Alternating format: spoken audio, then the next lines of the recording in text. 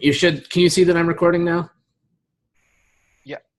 So we record everything that we do at Lambda School, and we upload it to YouTube as soon as each lecture is done, just so that if you're ever stuck on anything or if there's ever any confusion, you can go back, watch it on your own time, and it's a pretty great system. It looks like Isaac, you're in here a couple times. You're trying to get in on a couple devices.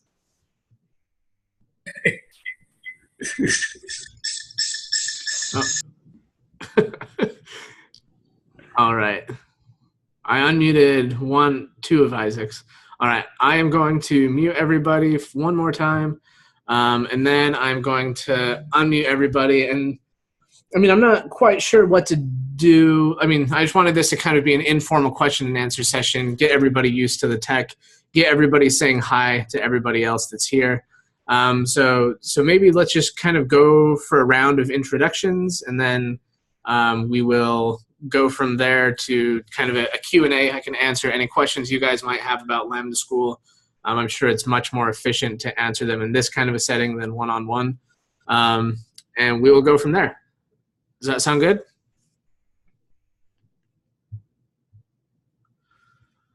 All right. Actually, I don't think everybody has webcams yet. So maybe let's leave the introductions to Monday when everybody will be here anyway. How's that sound? Cool. Yeah, so let's first of all take a little bit of a tour of Zoom. So right now I am the host, and so I can do all sorts of fun things. I can record, I can share my screen. Let me see if there's a screen I can share that's safe. I'm not entirely sure there is, actually. You know what? I'll share my terminal, because you can see that one. So you guys are just looking at one of my screens right now. That's on the Lambda School site. That might not mean anything to you right now, but you know, I can easily share any screen. You guys can easily share any screen once you're invited. Now I'm going to stop my screen share. You're back looking at me. I'm here in San Ramon, California at the Lambda School offices. We have a pretty small core office, and then most of our instructors are working out of different places. That lets us get better instructors. So Caleb and Ryan are out of Utah. Me and Ben are out of here. Thompson is out of Colorado. Emily's out of Washington. Ty is out of Pennsylvania.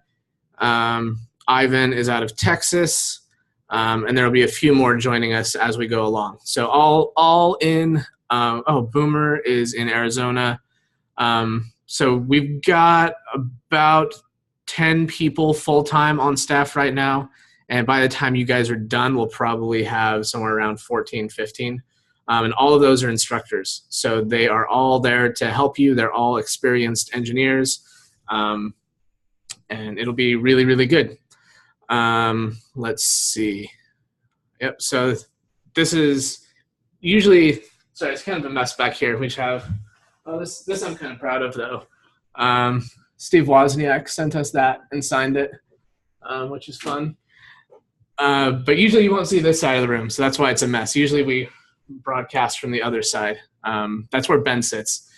So I am the founder of Lambda School, the co-founder, along with Ben, who's one of your other instructors, and he will be one of the main instructors. I probably won't, I don't teach. I'm not a good enough of a programmer to teach. So that's good for you guys. So I'll be kind of administrative staff. I can help out when you guys are stuck. But luckily for you, you don't have to put up with me day to day and listen to me not be able to explain things very well. So we have much better teachers than me for that. Cool. Yeah, it looks like we've got 22 people here. So yeah, as you can see on Zoom itself, there is a chat. So if you want to chat to everybody, you can. Usually we do most of our chatting inside of Slack, though. Clearly you're all in the CS4 channel because that's how you got here. But the reason we do that is because if we chat on Slack, that stays around, and Zoom, once we end the call, that disappears. So we like to keep a more permanent record of our chats just so If there's anything we need to go look up, we can do that. Let's see. In fact, yeah, I know. I'm really dark. The light is on the other side of the room, so forgive me for that. We do have a light. It's just not set up because it's set up on the other side of the room. So normally you'll be able to see the instructor, and actually the vast majority of the time they're sharing a screen and walking through code with you guys. So I mean, let's just go ahead and open it up to some questions and answers. And if you guys want to type your questions on Slack. So sometimes we just kind of use Slack as a way for you to communicate back with the instructor. Sometimes we'll unmute people and bounce around and have people speak.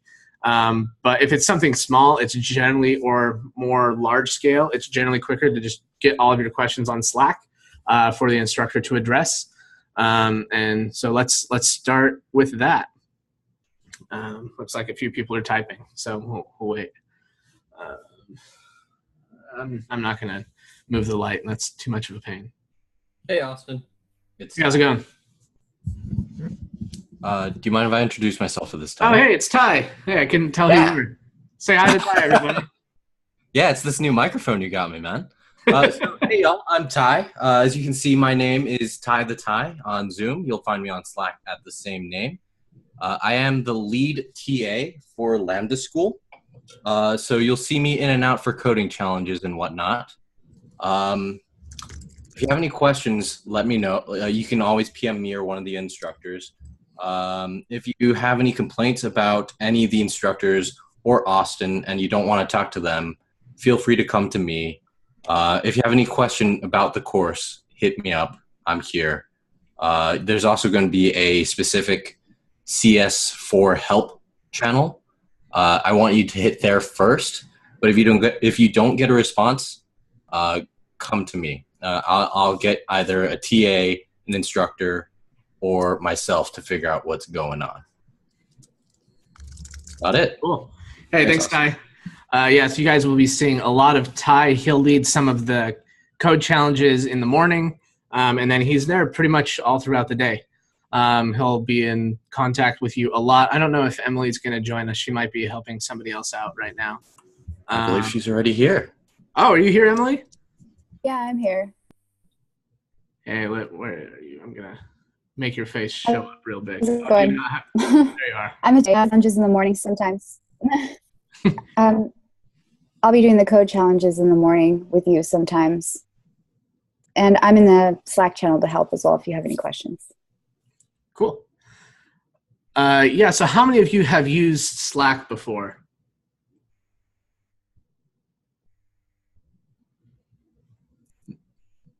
Oh, I'm in the wrong channel.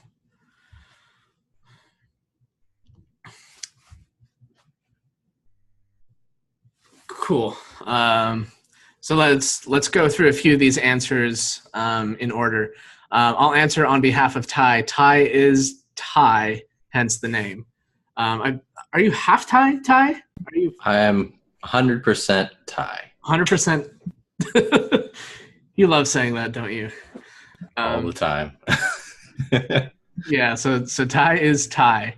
What do we need to get started on Monday besides computer, webcam, internet, Chrome? That's it. Webcam is important. Some people get an expensive microphone. It's really not necessary. 100% Thai, 100% Thai. Yes. Yeah, so for the first 4 months, 3.5 months of the course, all that we'll use really are Slack, Zoom, Chrome, and text editor and terminal. So it's really, we write raw stuff. So we just kind of start from the ground up and build stuff. Ty, that's a really cool hat. Is that an octopus? I think so. I have no idea what it actually is. Cool. Let's keep going up and answering some of the questions. Ron asked, can you explain what you meant by Caleb's instructional design influence, or is that something you want to save for a later date? Yeah, that'll actually be interesting for a couple of you that started in earlier classes and for various reasons. I mean, some people were caught in a hurricane, that kind of thing. So they are joining us instead. But one of the things that Caleb brings to the team that's really different is Caleb has spent his entire life not only as an engineer, but as a teacher. He actually started out as a junior high teacher long before he joined Apple and led their instructional team there. So because of what he has helped us understand, we're actually revamping a lot of what the course is. Ty, I think we've talked about this with you and Emily. I don't know if any of the students have heard about this, but basically we're moving to a project-based curriculum. So instead of kind of meaningless assignments and just kind of a lot of challenges, I mean, for the fundamental stuff in the first couple of weeks, it'll still be a lot of basic code challenges. But basically, as you'll get to know this a little bit more on Monday, what everybody's going to do is figure out an app that they really want to build or some project, and you're going to be building that project so as we teach a new concept, say we teach MongoDB as your database, you are going to be implementing MongoDB into your chosen project. So you'll be using MongoDB as your application. So let's go ahead and go through a daily schedule a little bit. Let me bring up a calendar so that I can share with you guys. Hide my personal stuff. And we will bring up, I know CS1's a good example. Let's use CS1. So let me share this screen with you. 1 second.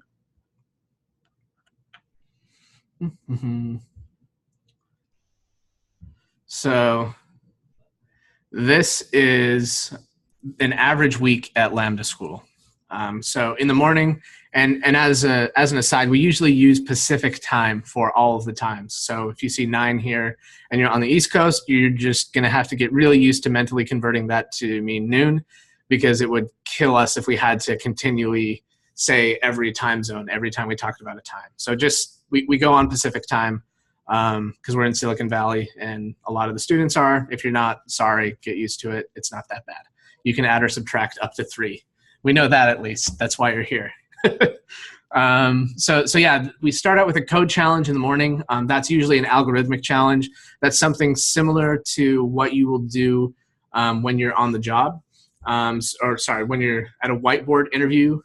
So when you're trying to get a job, we do this every day so that we get a lot of reps in, because it's really, really important. And then usually one of the TAs, so Ty or Emily, will come in and they'll walk you through that coding challenge, and they'll say, here's how I would have done it, here's how you can do it, here's how you would solve this kind of a problem. And we'll just get a lot of reps in doing that.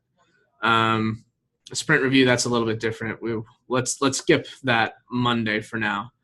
Actually, no, we'll go with the Monday. So this is CS1. They're a little bit different because they're further along in the course, but generally speaking, it's the same. If you want to look at CS3, Austin, at Monday the 4th, I think that should be the calendar, or that should have been the start for CS3. Monday, match more. Either we took that Monday off. Tuesday the 5th. Tuesday. Yeah, 'cause that was Labor Day. You can see my Y Combinator stuff. I'll get rid of that too. Okay. Nope, we just see a white long square. A white long square. Do you see the calendar? Just a white stripe. Oh, my screen sharing is paused. Why is that? Resume. You paused it. I paused it. Whoops. Yeah, so you can see that now, right? You can see the calendar? Yep. Yes, I do. Okay, cool. Yeah, so starting out, we'll have a welcome and orientation, and then we're going to jump right into our first code challenge.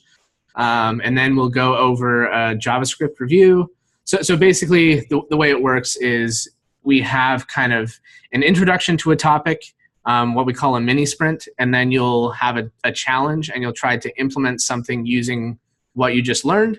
And then the instructor will come back and have another lecture, and well, not really a lecture. We call it, sometimes we call it a solution lecture, sometimes we just call it a lecture, where they'll walk through that thing that you just tried to do and show you how they would have done it. So it's kind of a watch, try, watch, kind of a setup.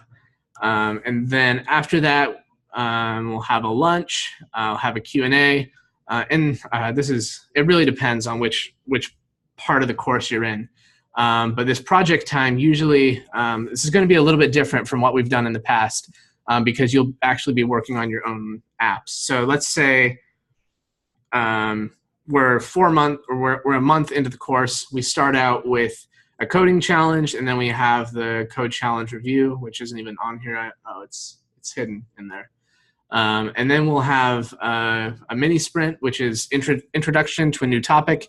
Then you'll be given a small assignment to try to kind of get your feet wet with that new topic. And then we'll have a fuller lecture, usually after a break. And then we'll spend a lot of time implementing that new thing that you learned inside of the project that you decided to build. We're really excited about this. Pretty much any project that you would ever build would use all of the concepts, but we want you guys to be working on something that you're passionate about. Another question I get a lot around that is who owns the code? You do. We don't own any of that code. We don't need that code. You can do whatever you want with it. Most of you will probably be in groups. Some may be individual. We'll talk a little bit more through that.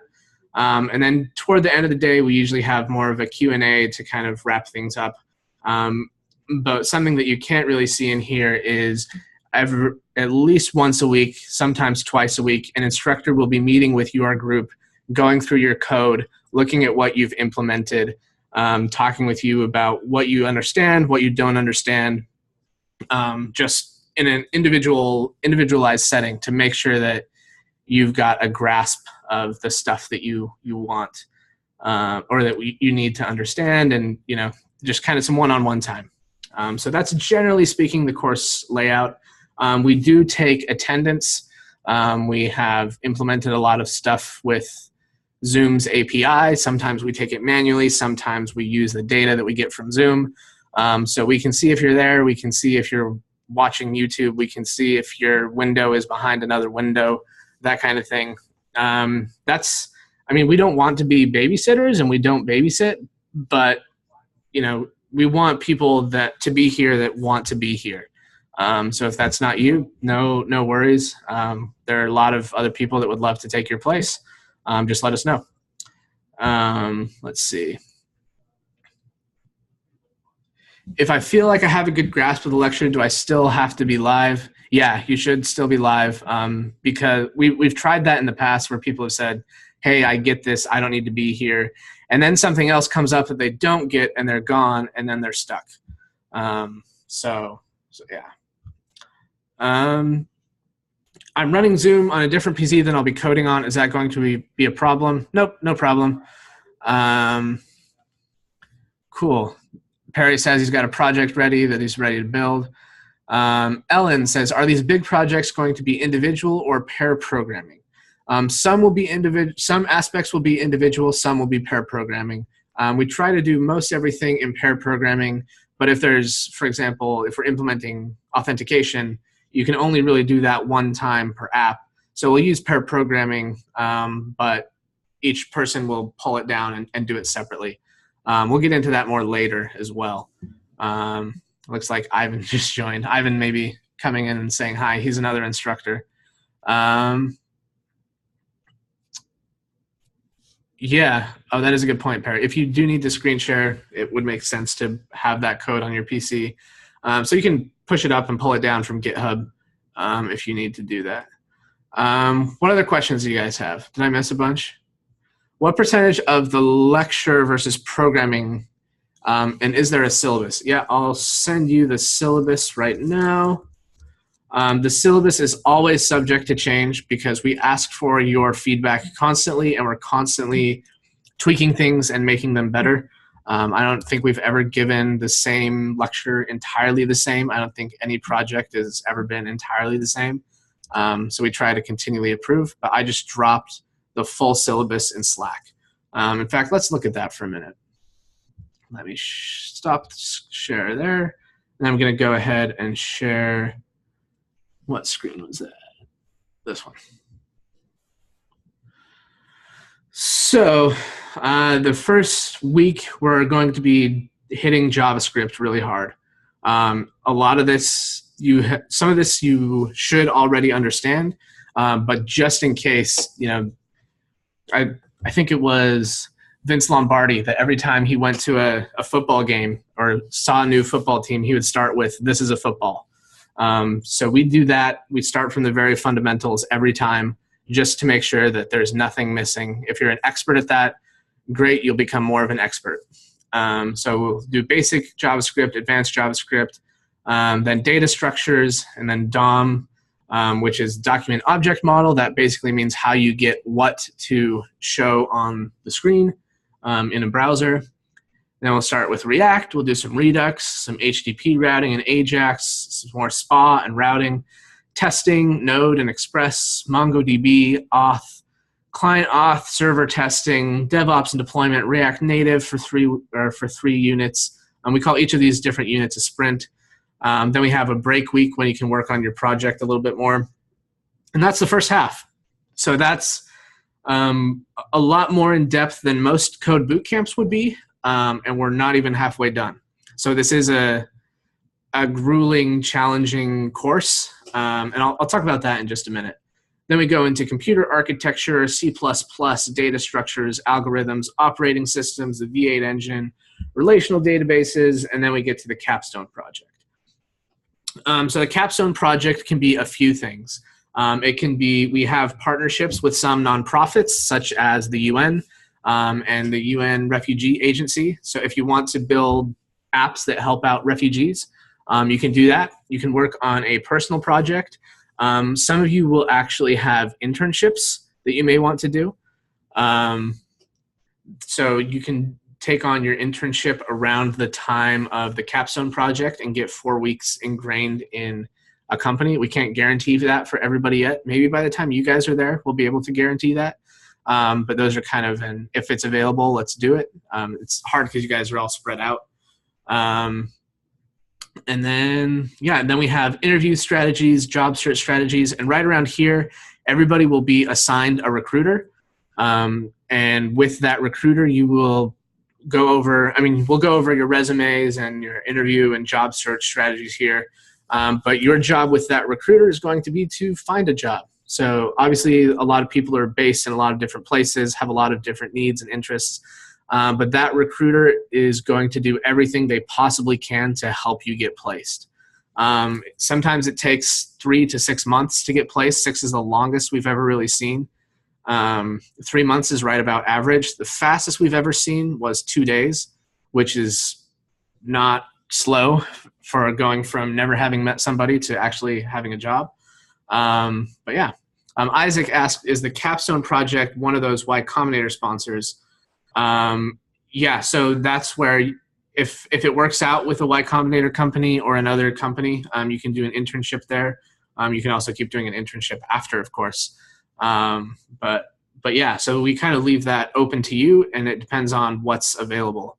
The break week looks like it would fall right around December. So yeah, we've actually built into the calendar that you should be getting shared with you on Monday, a break week around Thanksgiving and a break week around Christmas. So I think for you guys, we actually are shifting, for everybody that starts this late in the year, we shift the break weeks around to make sure that you can avoid the holidays, because most people, we assume, are going to be gone for the holidays. That said,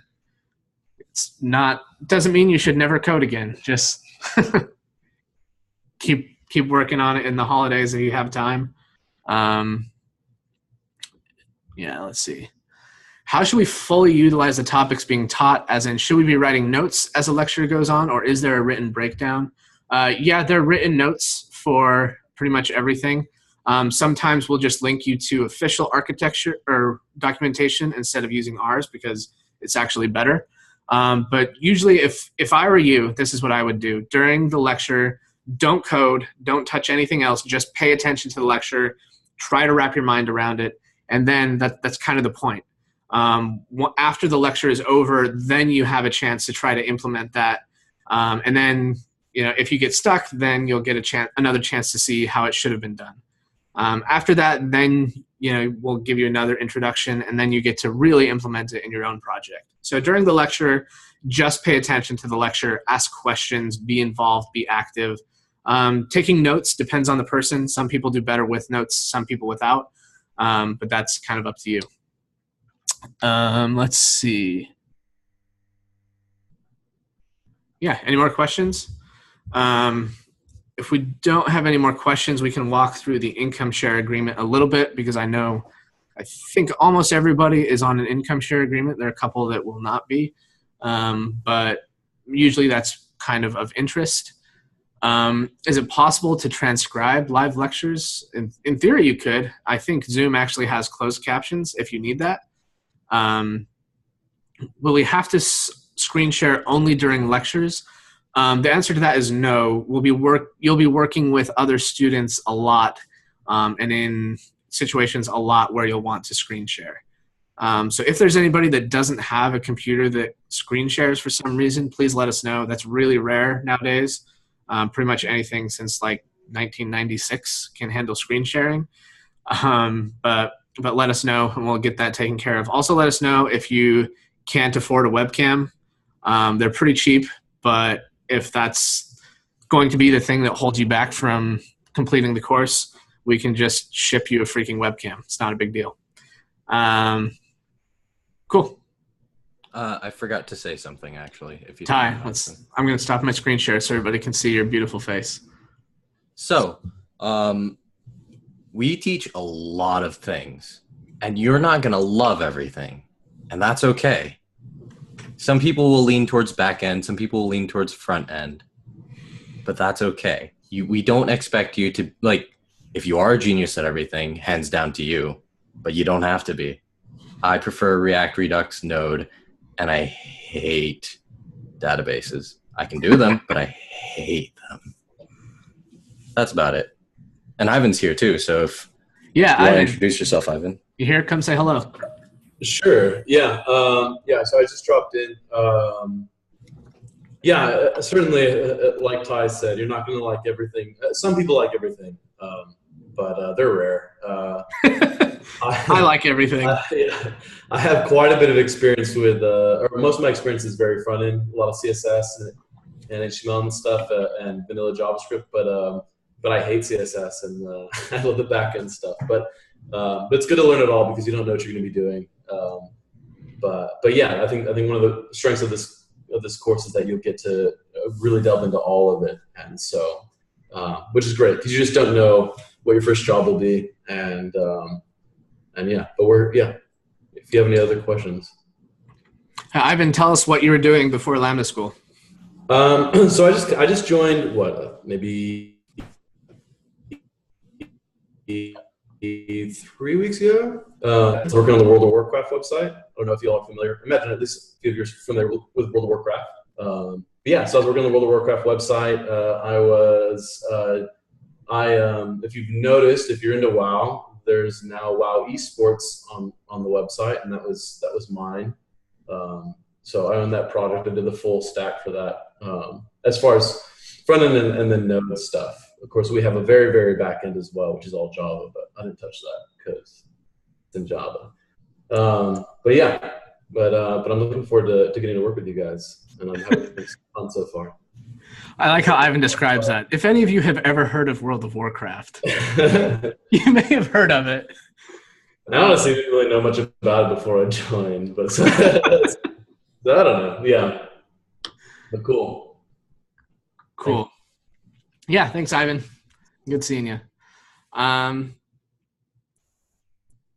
Cool. Let's see. Any other questions? If not, we'll jump into the income share agreement and some of the expectations for the class, that kind of thing.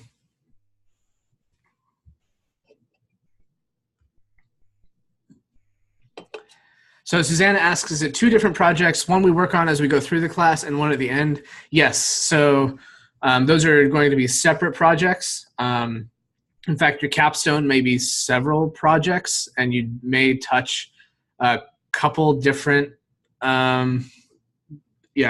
projects going throughout, but yeah, they will be different. Any recommended leadings before? If you're going to read one thing before the class starts in the next, 36 hours, Eloquent JavaScript is probably a really good place to start. It might be a little bit basic in the beginning, but that's, of all the stuff that you could be reading, that's probably the best. I'll actually strongly second that. That's actually what came to my mind. And if you were going to say it, Austin, I was going to say it. So Austin JavaScript is a fantastic resource. Yeah. Cool. Eloquent JavaScript. Just like that.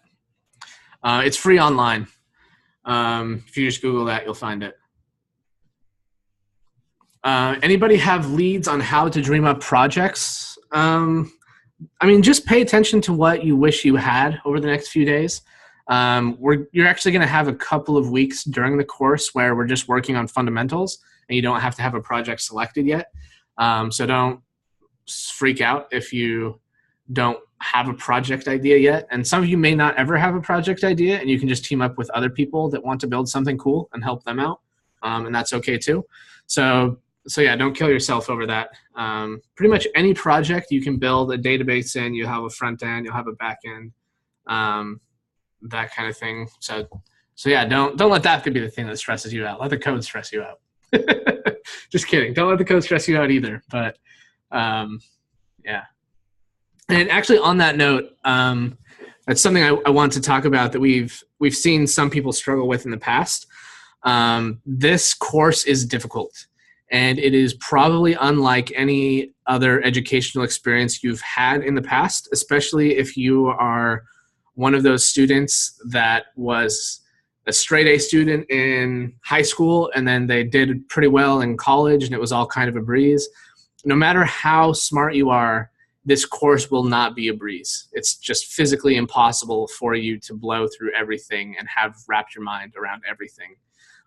So you will struggle. There will be topics that you don't fully understand, and especially when they're first introduced, and you're going to think, oh, programming's not for me. Oh, I'm an idiot. Oh, everybody else is so far ahead. Oh, something's wrong. Oh, Lambda School is not teaching well enough. Oh, I need to move to another state and shave my head. And I don't know what else you would do. But just stick with it. What we found is that again and again and again, if you get stuck on something, the way to overcome it is to be okay with not understanding everything, which is something that is really rare. Most people are not used to that feeling, especially outside of software engineering. And I actually have a personal belief that that's one of the main reasons people don't learn to program, is because they get stuck on something they don't fully understand. And it's almost impossible to fully understand everything that's going on.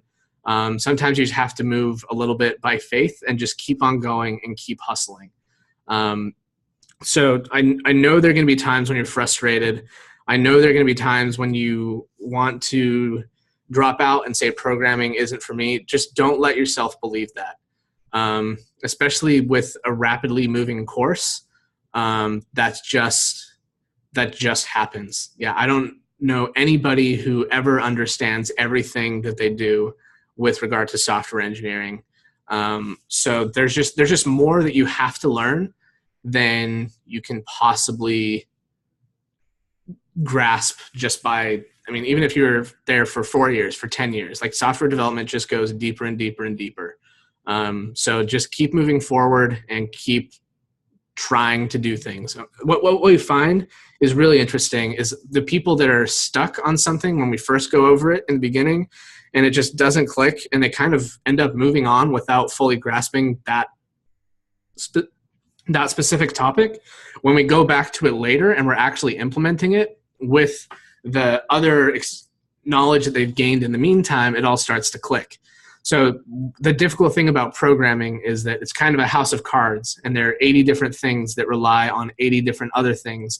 And we can't explain one thing without explaining you another thing, but we can't explain that thing without explaining the first thing. So there's just a lot of dependencies that are built upon each other. So I guess what I'm saying is it will be hard. You will be confused. That's okay. You'll get stuck. There'll be times when you don't understand. That's okay. And that's not something that most people are used to. And I think that's why software engineering is still reserved for the select few right now. It's because it's there are so few people that can work through that chaos and that difficulty. And we're here to help you do it. And one of the things that another student said when he was kind of falling behind, and by the way, he's one of our best students. He said, the only thing that will stop me from becoming a software engineer is if I quit. Otherwise, as long as I keep going, I'll make it. It might take a month longer than I wanted to. I might not fully grasp a concept right now, but as long as you don't quit, you'll make it. And I think that's a really, really important message. That said, it definitely takes work. And another thing that we see people expecting is that they'll just watch a lecture and they'll understand. That never, ever, ever, ever, ever, ever, ever happens. The only way you learn how to program is by programming itself. And if you think you're just going to watch the lectures and it'll sink in, you're wrong. And it won't. And we'll have to deal with it later. So please just write as much code as you can. Get as many reps in as you can. With that, should we jump into a quick overview of the income share agreement? I think most everybody here has signed it at this point. Is there a certification? Yes, there is a certification. One thing that I would caution, though, is that nobody cares about certifications anymore. At least that's not entirely true. In the vast majority of people in software engineering, what really matters is how well you can code, and you can show how well you can code by coding. So some of the best software engineers I've ever worked with didn't graduate from high school. To be fair, some of the best software engineers I've ever worked with had a CS degree from Stanford, and some went to a boot camp, and there's no certification that shows how good you'll be. So we give you a certification, but should I say this? I'm just going to say it. If there's an employer that looks mostly at what kind of certificate you have, that's probably not the ideal employer to be working for. Maybe that's just my personal opinion, so take that with a grain of salt. So we do give you a certificate, and especially for a lot of folks in Silicon Valley, graduating from Lambda School really means something. We have investors from the creator of Gmail to billionaire basketball team owners to professional football players. So people know what Lambda School is, and they know how hard it is to get in, and they know how hard it is to complete. So when you graduate coming from Lambda School, that's a strong signal that will just keep getting stronger as you guys continue entering the industry. I think I've mentioned this to most of you, but we have we're coming up on 100 hiring partners that we have now. Most of them are in the Bay Area. Those are people specifically looking for software engineers from Lambda School, and we'll connect you with all of those. Toward the end, we'll also have a demo day where you get to meet a lot of employers either virtually, or you can come out to the Bay Area if that's something you're interested in, and you can show them what you've been working on. You can show them your code. You can look for a job or an internship through those folks. That said, that's not the only way to get hired by any means. And even if you're on our income share agreement, we don't have a preference of where or how you work. We just have a preference that you do work. So we'll do everything in our power to get you a job. That's about it as far as that goes. Cassie's been typing for a long time, so we'll let her finish and then we'll move on. Oh, never mind. All right. Yeah, the family. Yeah, definitely tell your family you'll get a certificate. Yeah, we'll let you know about, that's still 6 months away, so don't freak out about demo day right now. We'll give you months of warning. So yeah, we'll get that all nailed down. Yeah, for sure. Plane tickets. All right, cool. Let's go ahead and take a look at the income share agreement. I think most of you signed it, some haven't. I'll drop a link to it, but for now, I'm just gonna bring it up so I can share that with you right now.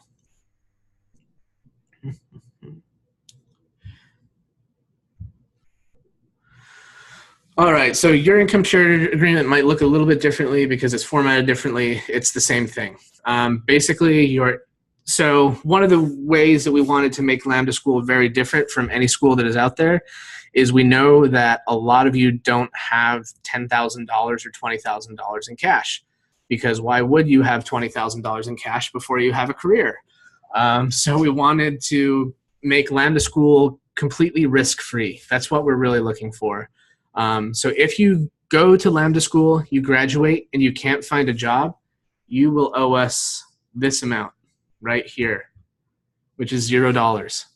And if you don't end up getting a software engineering job as a result of Lambda School, you never pay a penny. And that's something that we really, really feel strongly about, because if it doesn't work for you, something was wrong. Either something in our selection process or something in the instruction or something in the job market. And we don't think that the students should be on the hook for that. So if you don't get a job, I'll say this a lot, but if you don't get a job, you don't pay us. And we think that that's really, really cool. If you do get a job, which we think the vast majority of you will, which is why we're a company that exists and teaches people and spends millions of dollars in salaries to have people teaching you. This is kind of how it breaks down. So you owe 17% of pre-tax income for 2 years. So if you're making, but it is capped at $30,000 total, and the minimum amount you can be making to pay on the income share agreement is $50,000 a year. So even if you get a job that pays $49,999 a year, you still pay us nothing. And we think that's fair, because if you're a software engineer that's working for less than $50K, you're not really a software engineer. If you're in the United States, those aren't numbers that happen. So yeah, let's say, for example, you get a great job. You're making $105,000 a year. That's kind of a high payment. You'll pay us, $1,487 per month until you hit the $30,000 mark, and then you stop. So we hope that everybody gets to that level, and you'll hit, basically the way we structured this is we think that this education is expensive. Clearly, if we're hiring people away from Blizzard and Apple and having them teach you, that's not free. But we also want a guarantee and insurance to be built in. So if you don't make as much money, say you get an entry-level job that only pays $60,000, you only pay us $850 a month, and that would be $20,000 over the course of 2 full years, and then it goes away. So this is actually not a debt agreement, it's equity. For those of you that are in finance, what that means for most of you is that there's not a fixed dollar amount you owe us, so it can go to zero, and the most it'll ever be is $30,000. So if you get a job that pays you $800 million a year, then you pay $30,000 and that's it. You're done. We think that's much better than having it be $30,000 up front, because that's just hard for most people to afford. And yeah. Another question that I've been asked a lot is about what we call our graduate courses. So artificial intelligence, machine learning. We'll also be launching soon cryptography, security, and cryptocurrency, as that's all one course. And then we'll be launching some other stuff as well. What we're saying for the first 6 Lambda School classes is if you graduate from the Lambda Academy of Computer Science, you can take any of those courses for free. So if you graduate from here, you get a job, you want to learn artificial intelligence on the weekends, we will let you do that for $0, 0% of income. We just want you guys to be the best engineers you possibly could be. If you decide that you just want to keep, being a software engineer, that's great too. We won't force you to do any of that. And those we'll have evening classes for all of those that you can take as you're a software engineer. So it's a pretty good deal. How do we know how much you're making? A couple ways. One is that we'll request, if you're on the income share agreement, that you connect your bank account with our software so that we can see when your paychecks are coming in. So basically your paycheck will come in and we'll take a little bit of that out on the same day. just so we don't have to harass all of your employers and have them cut us a check. That's much easier. Then we also request your tax returns. The form that you sign allows us to do that, so we can see, we'll get your tax returns and we can make sure that what is on your tax returns is actually what you're paying on.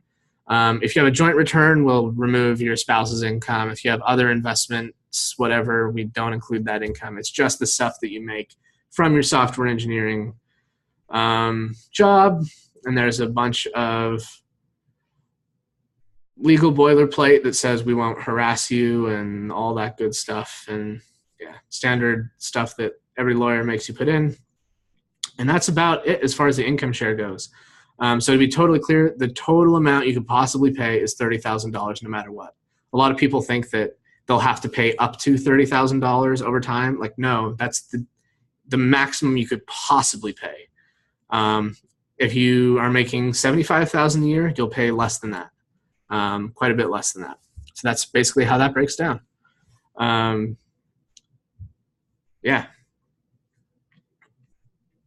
Let me think. Yeah.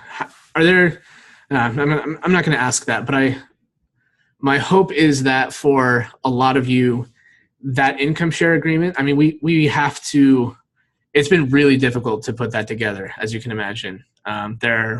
What you guys may not realize is that there are investors that are backing each one of you individually. That lets us pay for your tuition, pay salaries, so that we can have that program be available. And it was a lot of time and effort and energy to put together, not to mention money. But we really hope that extends the opportunity of being able to be a software engineer to folks that wouldn't have had the opportunity otherwise. So we really hope that works for you guys. And yeah, any other questions that you guys have? I'm gonna stop my share. Looks like power dropped out for Perry. No worries. We'll upload this so you can view it later.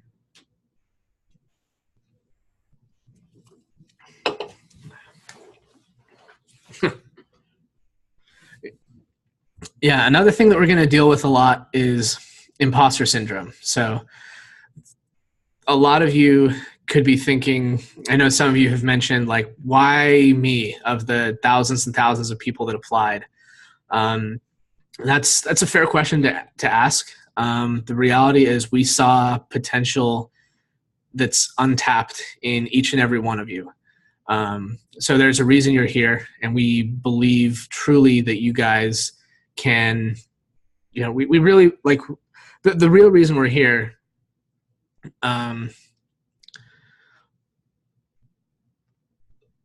so, I've been very fortunate in my life. I didn't go to college. I ended up doing pretty well, as did Ben. But what we really recognize is that not everybody that we met had the same opportunities that we had.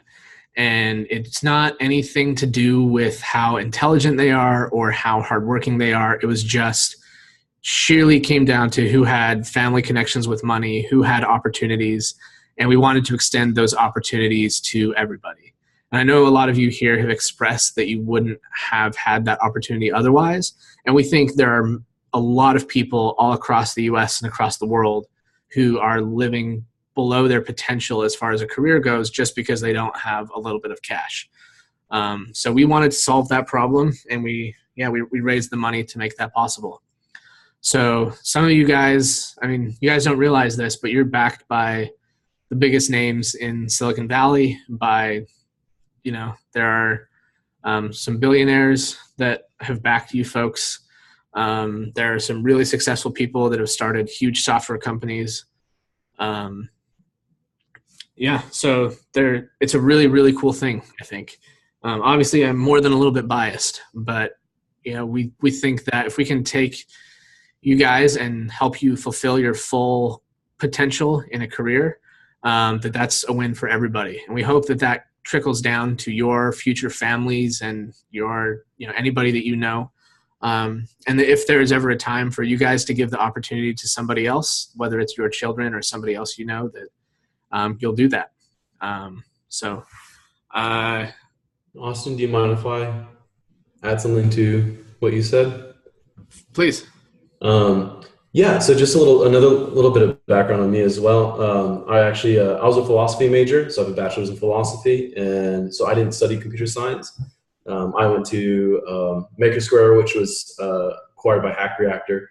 So I studied JavaScript for a month and then applied, and it was hard to get into, but I did it. And I didn't come from that background, and it was extremely difficult. It was it was just like drinking from a fire hose for 3 months, and it was a ton of work. And my whole cohort, we were overwhelmed the entire time, and a lot of times it felt like we weren't getting some things, and it was just going over our heads.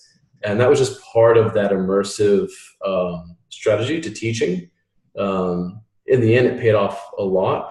Obviously, my whole cohort did extremely well. But I guess just to kind of go on that imposter syndrome, I didn't have a computer science background like some of the other students. I still did. I did well, very well, and going to Blizzard, it was like a boot camp all over again, trying to ramp up to their expectations. So again, it was imposter syndrome all over again. But definitely this career is about continuously learning and improving and challenging yourself, and which makes it exciting for sure. And yeah, I agree with Austin. I think one of the reasons I actually joined was because first of all, teaching aligned a lot with my life goals and career goals in that sense. But also I like that they were giving opportunity where other schools weren't, so again, on that whole, maybe not having that money up front. I mean, I had to take out a loan for mine, and it was a lot. And that, the interest rate on that's insane. And I think providing that opportunity is fantastic, because I think it's definitely and this is a technical skill, and it is an extremely high demand, and if you can learn it and you can keep with it, there's a lot of reward there. So I think just as an encouragement, just stick with it, keep working at it. I was completely overwhelmed. Sometimes I didn't get it. Sometimes I got it. But it's going to be tough, and that's definitely good, because the job is tough like that. But it's extremely rewarding, and there's like I said, there's a high demand. Just stick with it. We're here to help you guys through it. And yeah, I think I'm not the only one that's had that experience. But just just to kind of reinforce, that was my experience with that as well. Yeah, that's it. Awesome. And can I tack on as well? Please. You will not, as Austin said earlier, you will not coast through this program just by showing up. Let me say that again. You will not do well if you just show up and if you don't actually do any code. And I can say that with 100% degree of confidence, because I actually took the first full-time course here at Lambda School. It's not going to be easy. It's not going to be easy. But stick with it. We're here to help. And imposter syndrome has struck me. And it will strike you more than likely, unless you've already, had a web developer job and you're just coming back here for second rounds for some reason. It will strike, but stick with it.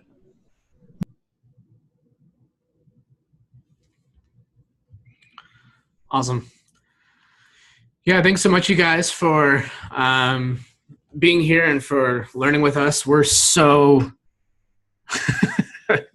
we're so excited. Ron, don't worry about React yet. We'll be just fine.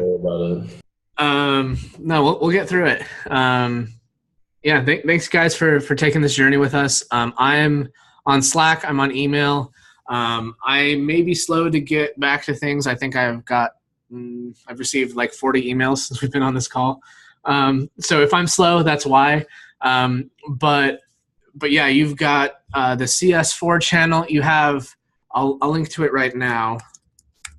There's the CS4 help channel as well. So if you're ever stuck on anything, drop a note in there. All of the instructors and all of the TAs are watching those help channels, and they'll be able to help you out in Slack or jump to your computer or whatever you need. Yeah, it'll be good.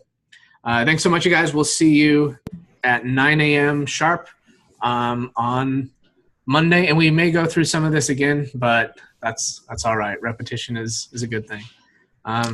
So thanks so much for being with us. Sorry, these things just come back in trickles.